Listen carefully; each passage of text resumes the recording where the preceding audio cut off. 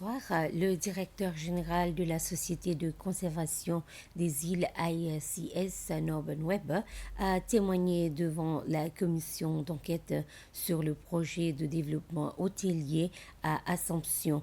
La juge Mathilde Atomi enquête sur les procédures de l'octroi du bail pour l'île d'Assomption et les protocoles de protection de l'environnement mis en place pour protéger le site.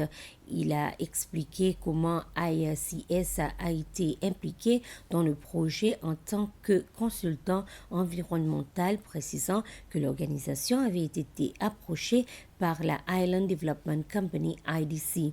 M. Weber a également confirmé que le développeur avait exercé ses précisions afin d'analyse d'impact environnemental pour l'île d'Assomption sont réalisées dans le plus bref délai. L'affaire de possession d'armes et de prévention du terrorisme concernant le couple Valabji Leslie Benoîton et Frank Marie devrait être entendue ce matin devant la Cour suprême a été renvoyée demain à 11 heures.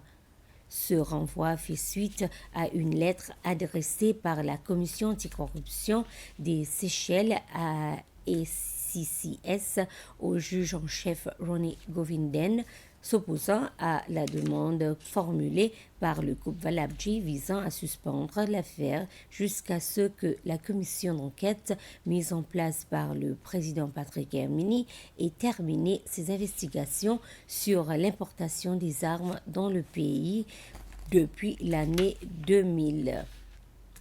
Et CCS envisage même de contester la légalité de la création de la commission au motif qu'elle outrepasse les pouvoirs conférés par l'article 14 de la loi sur la défense. Le bureau du président a annoncé la nomination de Mme Beryl Niken au poste de secrétaire d'État chargée de la santé mentale avec effet à compter du 15 janvier 2026. Professionnelle expérimentée, Mme Niken cumule plus de 28 ans d'expérience en psychothérapie, en gestion de crise et leadership dans le secteur public.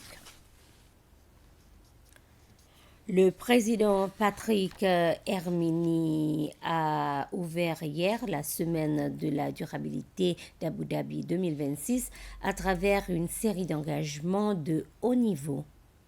Un moment clé a été la rencontre bilatérale avec le président sud-africain Cyril Ramaphosa, au cours de laquelle les deux chefs d'État ont réaffirmé leur volonté de renforcer les relations politiques et économiques, notamment dans les domaines du commerce, de l'investissement, de la sécurité maritime et de l'économie bleue.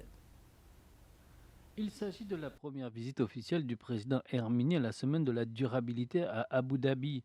En marge de cette rencontre, le chef de l'État a rencontré le président sud-africain Ramaphosa et a profité de l'occasion pour l'inviter officiellement à se rendre aux Seychelles, chose qui aurait été acceptée en principe. Le président Hermini a également pris part à l'ouverture officielle de la semaine de la durabilité, soulignant l'engagement des Seychelles en faveur du multilatéralisme et à l'action climatique, en particulier pour les petits États insulaires en développement.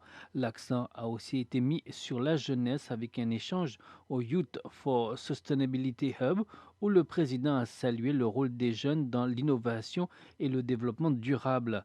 La journée s'est poursuivie par des visites au World Future Energy Summit ainsi qu'au pavillon de Masdar, BID et IRENA avec des discussions axées sur les énergies renouvelables, les stocks d'énergie et le renforcement de la coopération technique pour soutenir la transition énergétique et la résilience climatique aux Seychelles.